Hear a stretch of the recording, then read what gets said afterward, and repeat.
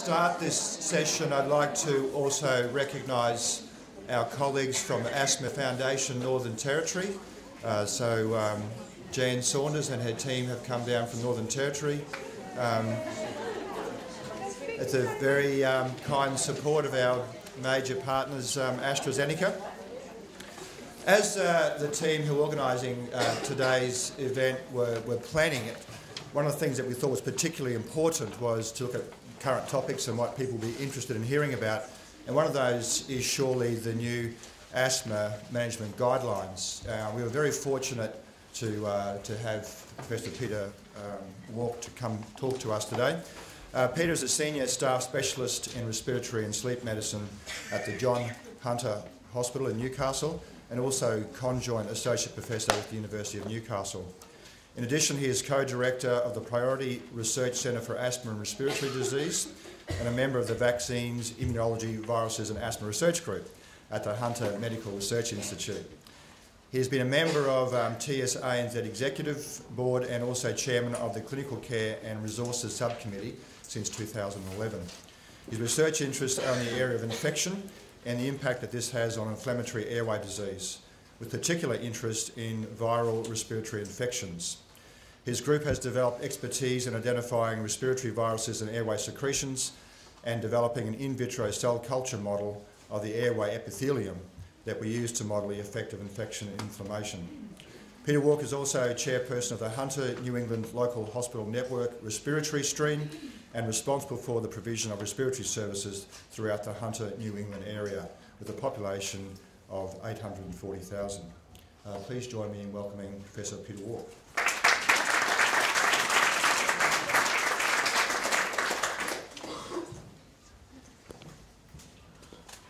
Thank you very much, Peter, and of course thank you for Asthma Australia for inviting me to come and talk to you all today, particularly about the Asthma Management Handbook. So I'm sure you're all aware of the handbook.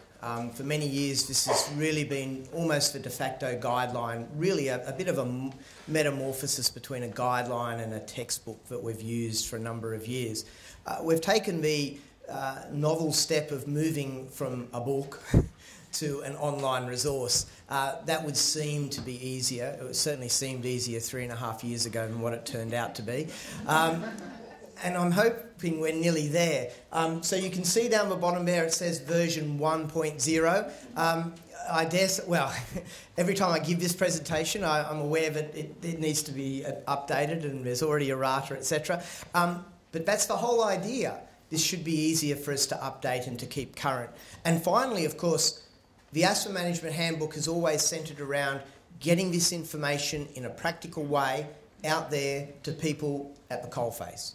So primary care is what we say, and that's really where it's aimed at, to try and get out to the practitioners that are looking after the patients with asthma. And hopefully, by moving to this new format, we're going to be able to do that a little bit better, a little bit more effectively, and a little bit quicker. So 1,100 primary caregivers were asked what they wanted to see that was updated in the handbook. They wanted facts like it has to be evidence-based, it needs to be practical, and it needs to be clear and easy to reference. Okay? So we then addressed that by getting over 100 different contributors who all took part in the different sections of this.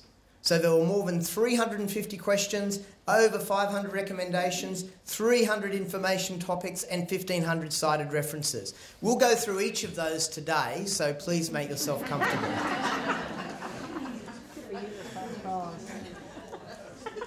If you go to the AstraZeneca stand, a quick reference guide is available, and you'll be very pleased to know that the algorithms and things that I flash up there and you can't read today, you can have a look at in more depth and be able to, and will be legible for you.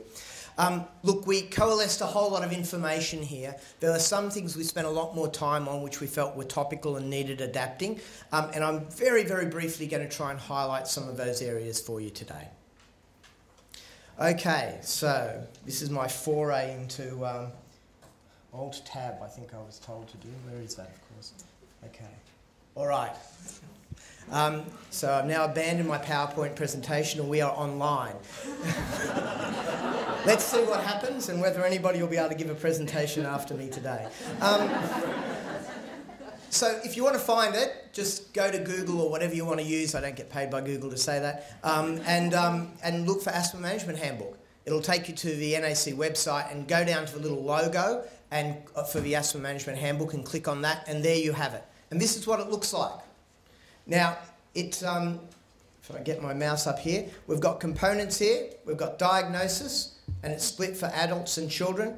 We've got management, again looking at things like adults, children, but also the really important things like adherence, inhaler device technique, some of which will take you somewhere else, such as resources that already exist, particularly in terms of how to use inhalers, the how-to videos that both Asthma Australia and NAC have, etc., etc.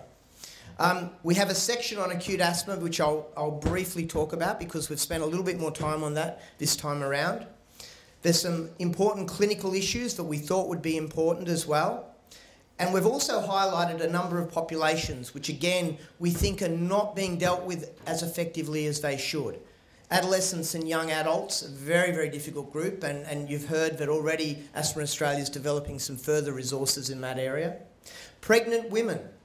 This is really an area that's come under a lot more attention recently, and an area where under-treatment has been an absolute disaster.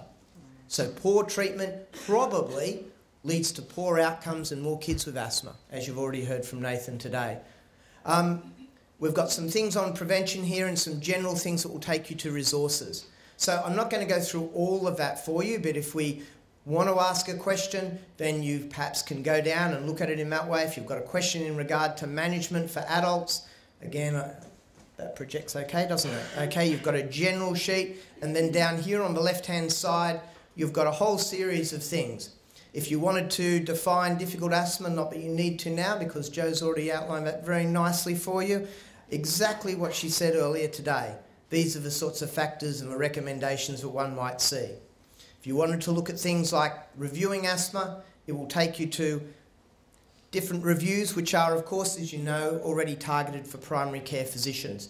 If you're planning a review, what you need to do that, the recommendations are presented in this way, how to assess that, a few easy steps, hopefully, and then if you want to know where this came from and the level of evidence behind it, you can click on that. There's a lot that are, of course, consensus. We need better evidence in some areas.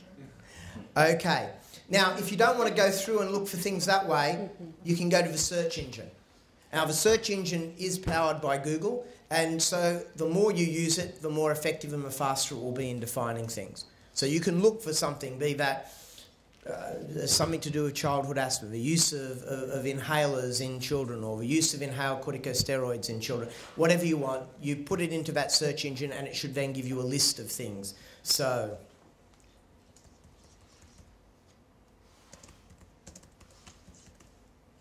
hope this yields something.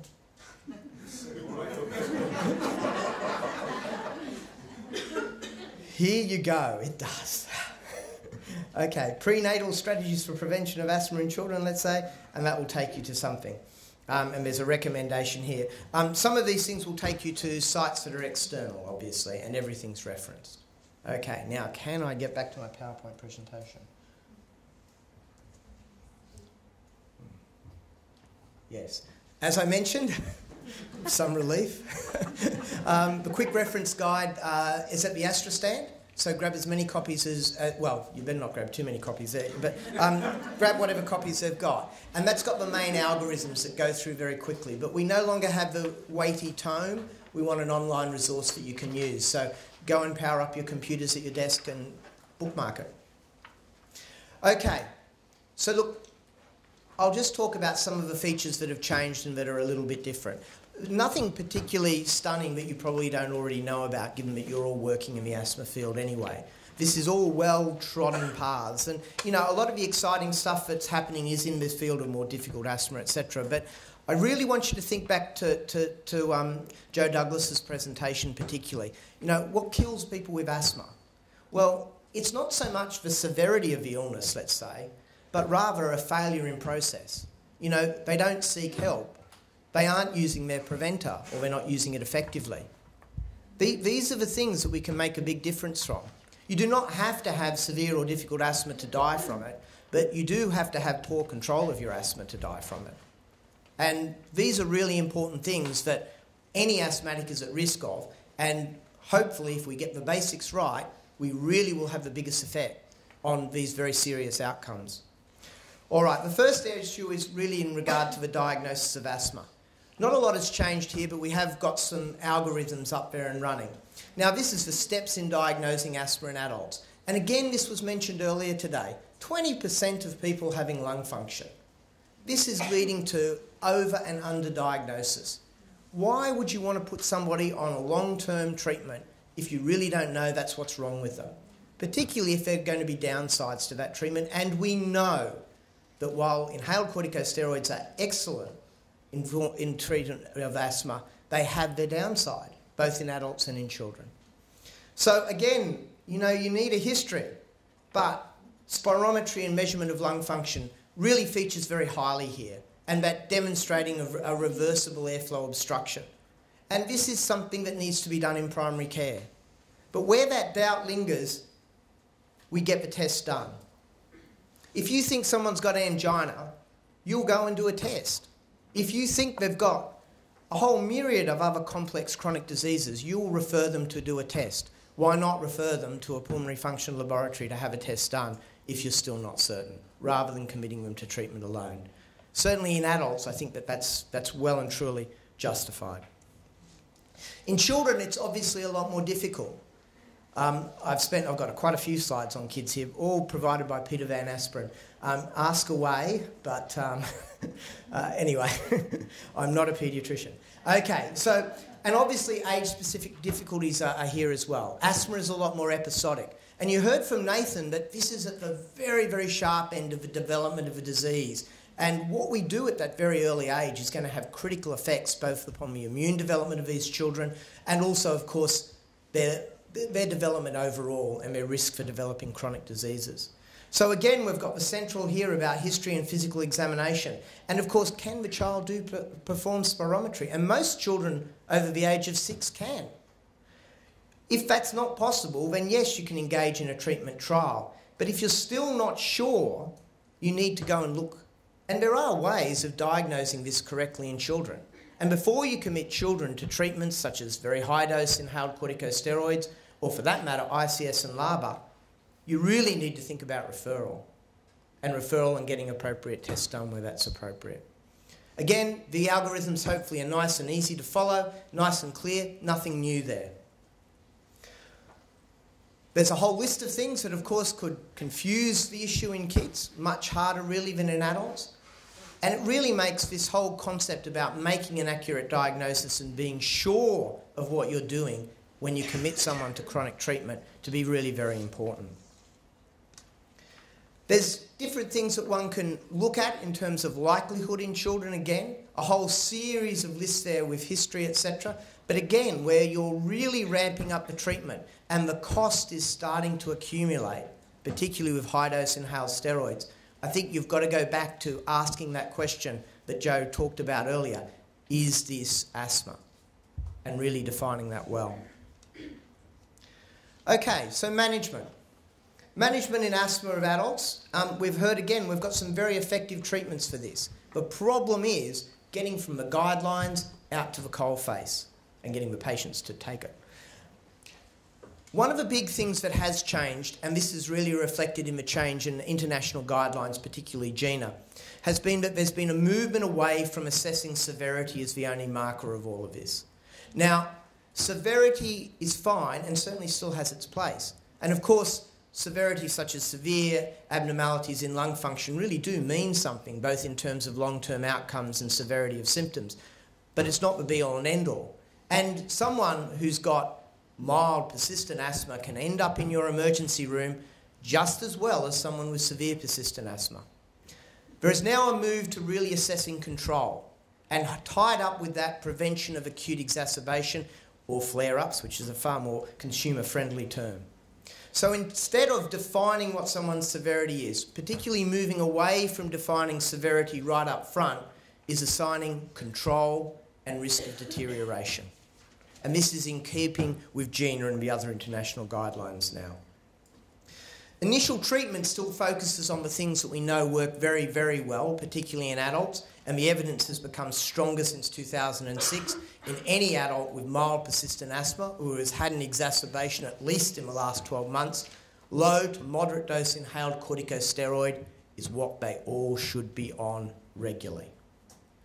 And that's really the key.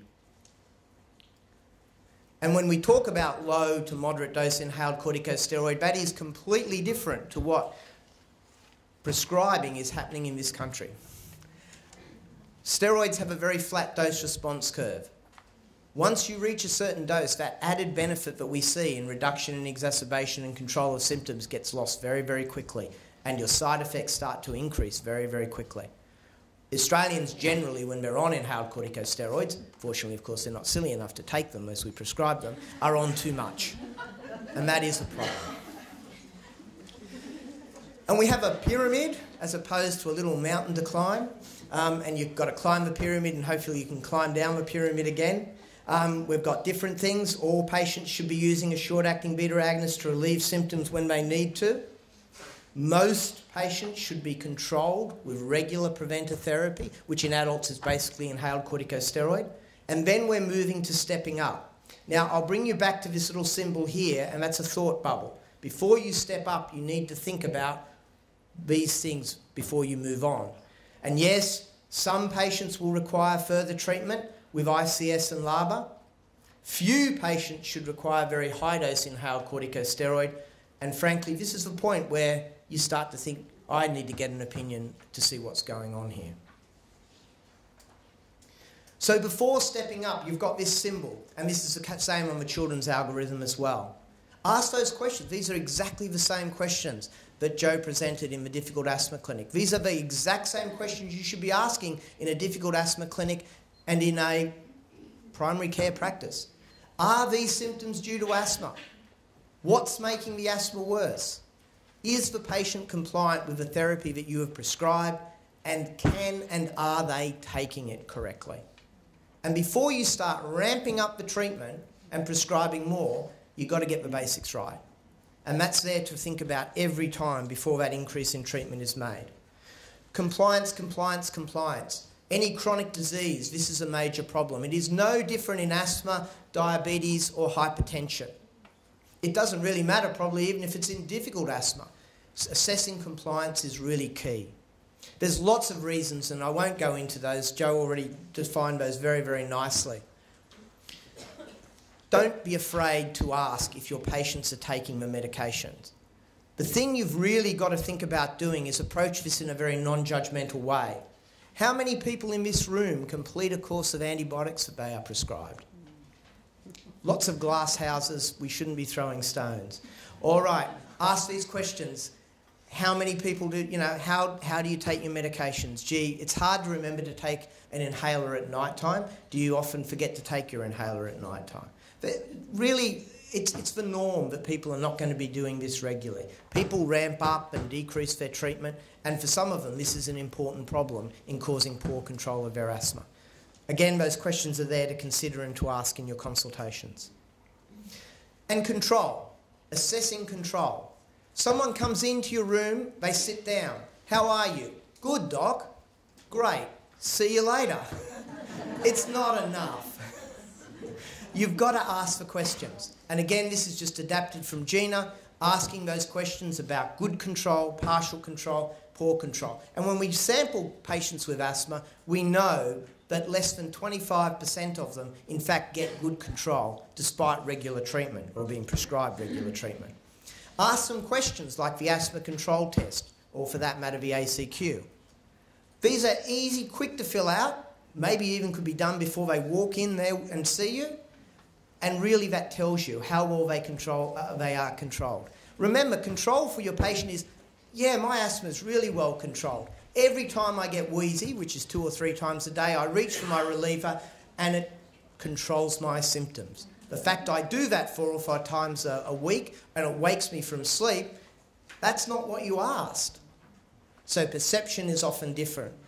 Ask the questions and you'll find out what that control is. Control, of course, predicts poor quality of life and exacerbation risk. It's really important, probably as important as measuring their spirometry.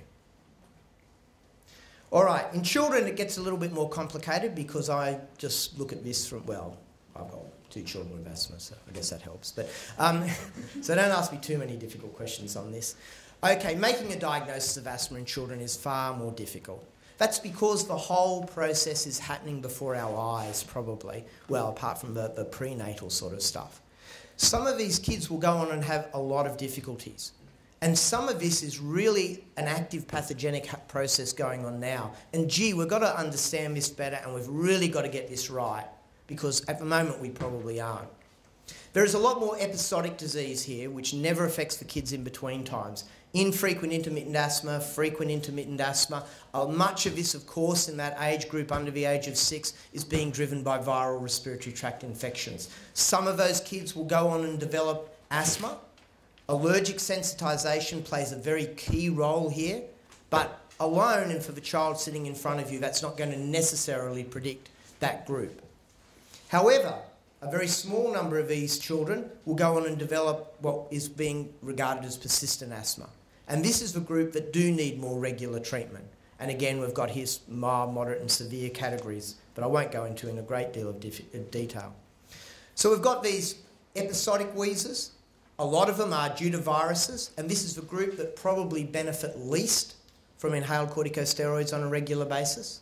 It's a bit more complex when they start to get multiple triggers of this, though viruses are such an important one, particularly for the severe triggers. And the definition over the age of 6 starts to move a little bit firmer towards what we see with adults, of course. But again, just draw to your attention that once you start making a diagnosis of asthma, it's these control symptoms and things like lung function, and that's exactly the same as what you're seeing in the adult algorithms as well. So treatment is, of course, still an evolving field in children, and this is a lot more complex. While inhaled corticosteroids are recommended for everybody with mild persistent asthma who's an adult, this is clearly a lot more difficult. In those aged 0 to 12, making a diagnosis of asthma is not at all easy. And for those who have any more than an intermittent difficulty, really the recommendation is to get them along to see a paediatrician. Once you get a bit older than 12 months, things perhaps get a little bit easier. Well, and the problem starts to become a little bit more coalesced. But for viral-induced wheeze and intermittent, the regular use of preventers is not recommended. Again, there's no surprises there. But those with more persistent treatment, earlier use of treatment and a step before we start moving into inhaled corticosteroids is clearly where things are still at. So things like sodium chromoglycate and nitochromol are there, not the greatest of agents, and they have difficulties particularly in administration, but they're a step before regular inhaled corticosteroid use. They remain there because the trials for montelukast haven't been done in this age group, of course. But once you get over the age of 2, then that changes. And certainly my paediatric colleagues are recommending then for those frequent intermittent episodes to start trialling them with leukotriene receptor antagonists and then moving on to regular inhaled corticosteroids. So things are a little bit more complicated. Makes you happy you're an adult physician and not a paediatrician. But again, for those of you who have to deal with this, there are the guidelines, a nice little summary table that you can find when you go looking for the for things in the Asthma Management Handbook. But as I said, the definitions of level of control for those with persistent symptoms are exactly the same. And the objectives of treatment, therefore, should also be the same, be that a child or be that an adult. And again, inhaled corticosteroids and levels of inhaled corticosteroids. These have side effects. We know in children really well that they have very meaningful side effects, such as a failure to attain the maximum height that's possible. And we don't know what effect that may have on the long-term immune function for these children. But once you're starting to have to treat them with doses of inhaled corticosteroids that are exceeding this, this is the warning sign that you need to be thinking about, is this what is going on? Is this asthma? Or do I need to get an opinion from a paediatrician? And that's the same whether you're 0 to 5 years old or whether you're over the age of 6 years. And again, the focus here is on trying to have the intermittent group not on regular treatment, as that hasn't been shown to have long-term benefits. Again, the same stepped approach. The differences here are that only some children are probably going to need to have regular treatment, be that with a leukotriene receptor antagonist or an inhaled corticosteroid, unless they go on and develop persistent symptoms. And at that point, almost all of those children should be well controlled on inhaled corticosteroid alone. Now, stepping up is unusual, and the evidence starts to become very, very shaky indeed. And so the use of combination inhalers, ICS and LABA in children, is not at all well defined. And that in itself is probably a trigger to get a referral. So the main practice points in kids: important differences in the approach to diagnosis in children and adults, that's still the case. That group, 0 to 5, fraught with the possibility of misdiagnosis. There's still the stepwise and age-specific guidance as to what you should do, and particularly in those younger kids, there's a stop and a point to think about before one engages in long-term inhaled corticosteroid use. And certainly in those intermittent wheezers, you've got some steps that you can still do before you put them on regular inhaled corticosteroid, and that's with leukotriene receptor antagonists, plus or minus for chromones. But in those with persistent symptoms, the use of inhaled corticosteroids remains the first line. But moving above that to combination agents really needs to be considered as to what's going on here and whether we should be getting another opinion. So the other area that has undergone some change is the acute chapter. As there have been less and less hospital admissions with asthma, that means that less and less of us are seeing acute asthma, and I think that reinforces the importance that we get this right. The other big change that has been happening is emergency departments have become little entities unto themselves, really. They're very busy places, they see lots of acute disease, they don't see chronic conditions. And so where we used to see a spectrum in the whole patient, that's not happening in emergency departments. They can do very, very good jobs in keeping people alive. But, you know, the biggest issue in acute asthma, not so much keeping the individual alive, although that's clearly desirable, it's preventing the next exacerbation from occurring. And this is really the critical time, and these are the critical patients that we want to identify. The other thing is that be you an emergency physician, you are still going to be at the coalface and the primary carer for asthma.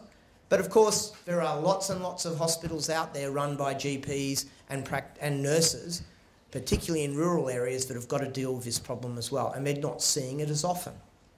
So we've tried to make this important and relevant for all those people rather than just in primary care alone. Acute asthma remains a problem.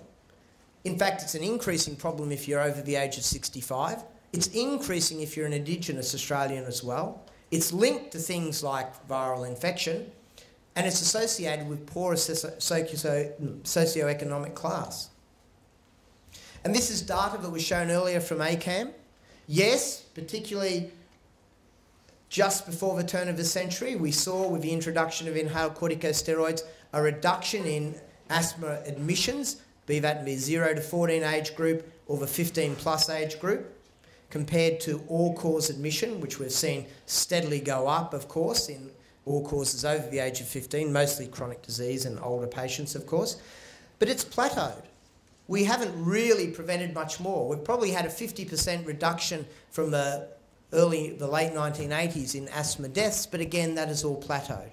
And those difficult groups, particularly the elderly group, we aren't seeing those same improvements. So acute asthma remains an important problem. We wanted to address the management of all acute asthma, as I said, both children and adults, and encompass both primary care and non-specialist hospital care as well. And we've got some algorithms. Again, I don't know how well these are going to project across for you, so have a look at the quick reference guide afterwards. But this is meant to be a very dynamic thing. Acute asthma is a very dynamic process, and it's easy to lose that in a two-dimensional algorithm, which is very staid. But please note here, immediately, we have classified people really with an emphasis on severity because we want to get that right acutely. We've classed people in having mild to moderate asthma and lumped them together. We've got people with severe asthma, and then we've got the group with life-threatening asthma. Now, the mild to moderate group, I mean, that starts to overlap with an exacerbation that someone could treat by themselves. It's certainly the group that might end up going home from the emergency room, whereas the severe and the life-threatening group, it's a far more serious consequence. But it's all about immediate treatment, and we're trying to get the algorithms to focus on getting things in there quickly, giving them oxygen where that's appropriate and at an appropriate level, and giving them short-acting beta agonists quickly and appropriately. We do recommend the use of metered-dose inhaler and spacer for severe and mild and moderate exacerbations, but for life-threatening asthma, we're recommending continuous nebulization generally as the first step, and then moving to puffer and spacer as soon as we can. And we've got red boxes, and red is bad, and hopefully to try and get you to be aware of that, and to get the senior people involved if someone really does have life-threatening asthma, and to start thinking about what's going to happen, and they could deteriorate. And then within minutes, we want people reassessed and reassessed appropriately and quickly. Continuing bronchodilator and giving enough bronchodilator is critically important for acute asthma. And starting to think about add-on therapy then. So nebulized or inhaled ipratropium still gets there. We talk about the use of intravenous magnesium. And then that's pretty much where the evidence is at the moment. The use of corticosteroids, particularly oral corticosteroids, is clearly very, very important, but it features within the first hour. It's not one of those steps we have as a resuscitation point. And then we move on to things becoming a bit more settled. We do try and focus on getting some severity here. We're advocating the use of spirometry, if for no other reason to measure an FEV1 alone, rather than trying to get an FVC done. So we've got some objective measure when the patient is well enough, but certainly before the patient is discharged from the emergency department. But the other thing I really will add to just at the end is we've got a post-acute care box here. Yeah, it's all well and good that this is happening and this is a crisis, but how are we going to prevent the next crisis occurring? And I'll talk briefly about that at the end. And look, things are not terribly different if we look at the children's algorithm. The doses are clearly different, and that's why we've got separate algorithms for adults and children, but the process is still the same. The mild, moderate, severe, life-threatening, and identifying these children with appropriate investigations and quick, rapid clinical signs. And again, reassessing severity, emphasis on the acute use of short-acting beta agonists. Add-on therapies are not terribly different. And reassessing and deciding on admission or discharge, etc. The same sort of process that we've got in adults, a little bit more tailored, hopefully, for the paediatric the child who's presenting. So this is a bit of a move away. Different guidelines have different ways of classifying asthma, and there's pluses and minuses in doing this. We've clearly emphasised the severe end of the spectrum because we want to make sure that interventions occur there quickly and appropriately. As I said, the mild and moderate group are potentially a group who will go home from hospital, and we want people to be confident in knowing that patients are sitting into that category and not in the severe category where that may not be safe to do. We have done this in collaboration with the Australian College of Emergency Physicians as well, and very reasonably they wanted a separate life-threatening algorithm, which is not in the quick reference guide, but is available online. And that's really to have in your resuscitation area to identify that group. That's for both adults and children, and it identifies those key messages and those key things to really get treatment started and to identify these patients quickly and appropriately. And again, very similar, but really the emphasis here is on that severe end of the spectrum. So the focus is certainly on immediate therapy.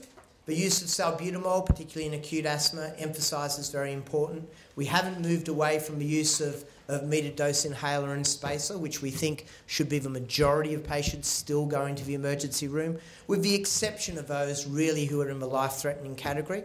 But moving to use of puffers and spacers where appropriately and quickly is really effective. And that's really as opposed to moving down things that are not evidence-based, such as the use of IV salbutamol or subcutaneous adrenaline, etc. Oxygen. There's some very good links, both for paediatrics and adults, with from the AMH as well. You need to measure it. It's an important sign for deterioration. Clearly, oximetry is available almost everywhere, both outside and inside hospitals, and it's integral now to the assessment of acute asthma.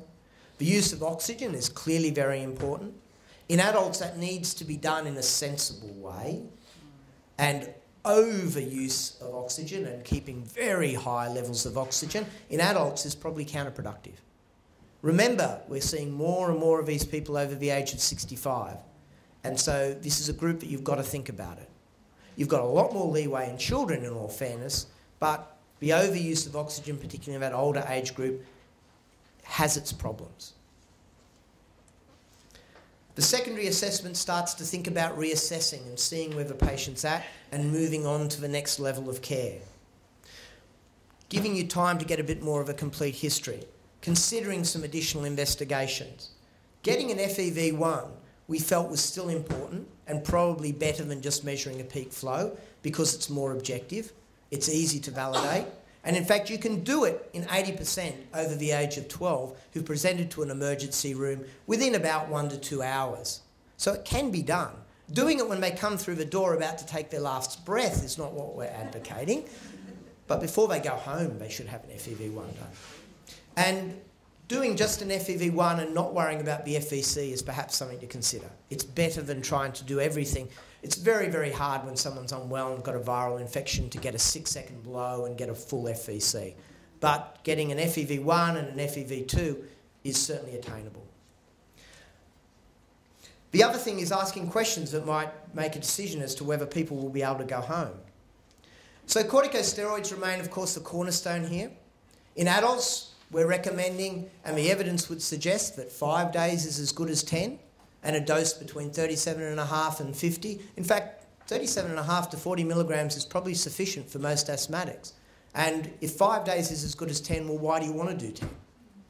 Anyway, you need to give oral corticosteroids, and their place remains very prominent, and doing that appropriately. And that's obviously dose appropriate for children as well. There's not a strong evidence base to recommend the use of parenteral corticosteroids, and that remains the case. Add-on therapy is a little bit more vexed. There's been some work done in this area that's novel. Ipratropium still has a small but probably meaningful effect, and so it gets in there as an add-on therapy to consider early on. IV magnesium has had a lot more work, remains controversial in many ways. Some of those things haven't appeared, but anyway, the doses seem pretty straightforward. Single doses of 20 millimoles of magnesium or 2 grams in adults seems to be enough. It adds as a bronchodilator, but the same with ipratropium. It's not an alternative to the use of short-acting beta agonists. Inhaled magnesium is not supported, and the evidence base does not support its use. Non-invasive ventilation gets a mention. There are 6 trials that have now used this. The trials are not of great quality, in all fairness. It clearly can be delivered safely. It might, in those very, very small number of people, be an effective step that could stop intubation. None of the trials have assessed that. It's there, it's possible. One would hope the person doing it knows what they are doing. And if a patient is that sick that you're starting them a non-invasive ventilation, they're clearly at risk of intubation, etc. So this is a fairly serious sort of circumstance to find yourself in. It would be wrong of us to have ignored it, though. Post-acute care, you'll be pleased we're getting towards the end. We want to prevent the next one of these acute presentations. The first thing is, well, where can the patient go home? You know, there's lots of pressure on beds, you know, it's only asthma. We want people to go home that safely can go home. And so there are a few things. We want people observed for an appropriate period of time. We want them to have some appropriate and objective measures to know that they can go home. Now, FEV1 alone is probably not enough. You can ask some fairly simple questions. Judging how well people last after they've had their short-acting beta agonist remains important. But simple things like this lie-flat test, if you combine it with an FEV1, seems to be better than nothing in terms of determining whether someone is safe to go home or not. You need to think about this. Too often people are just sent home without any objective documentation that they've improved or not, apart from the fact they've improved. But if they go home, they should go home and should be able to manage and monitor their asthma appropriately. They should actually leave the emergency department or the GP's rooms with a reliever medication. And they should be able to use it and use it effectively. And for that matter, they should be able to leave with a puffer and a spacer and have been shown how to use it effectively. One can't assume they know how to do that. And it's clearly incorrect to be sending people home without this. They need sufficient oral corticosteroids to complete their course. It's not sufficient just to give them one and say, go see your GP tomorrow. That's nigh on impossible, certainly in most city hospitals, most city practices. You need to complete and follow up that whole acute episode. Follow-up is good, but one needs to make sure that appropriate and safe treatment is there to complete this acute episode. We should be considering the use of preventive therapy, certainly in adults. This is enough to have everybody who comes to the emergency room clearly at least on an inhaled corticosteroid. So there's some thought should go in prescribing that and having the person leave with that as well. Supplying them with an interim asthma action plan is also something that we'd like to work towards. Now, unfortunately, we don't actually have one there, but we do identify the features for people to start considering. We'd like to work towards that in the very near future so that people can clearly identify when their symptoms are deteriorating, when they should come back to emergency. This is the time to give it to them if they don't already have it. Doing a more sustained and appropriate action plan probably needs a period of stability and a bit of a relationship, but an interim plan, particularly to identify when life-threatening asthma is developing, is, we think, a very good idea. We want people to be followed up, and there's ways that this can occur appropriately, and referrals and ED discharge summaries to be sent to primary care physicians, and all of these things should be being used and accessed in this modern day. The other thing is, though, if people are sick enough to be presenting to emergency departments, you need to also be considering whether these people should be being referred as well. Now, of course, this isn't always a group who attend appointments afterwards either, but nonetheless, these are the things that we need to be thinking about. And why shouldn't people in emergency rooms be thinking of these things? Really, the prevention of the next of these acute exacerbations is far more important as to whether you should give IV magnesium or not give IV magnesium acutely. So acute asthma remains an important area of asthma care. There's lots of research that still needs to be done. The evidence base is weakest for those under the age of 5 and those over the age of 65, and yet arguably they're probably the biggest users now of acute services. So we need to do lots of work in this space. However, hopefully this is going to try and broaden the audience as well. We'd like to see this resource used a bit more often. I'd love to see some of the algorithms stuck up on resuscitation bay walls, and it would be good if we could move towards a more standardised approach, particularly in terms of acute asthma management. So really, to end with that, get online, have a look at the Asthma Management Handbook. If there are problems, feed them back. They can be changed, obviously. It's taken a lot of work to get at that stage. We need to probably try and roll this out and get it very accessible and used for everybody. It's obviously free. It's a great resource, hopefully, that people will be able to use, and hopefully people will find it helpful to use. Thank you very much.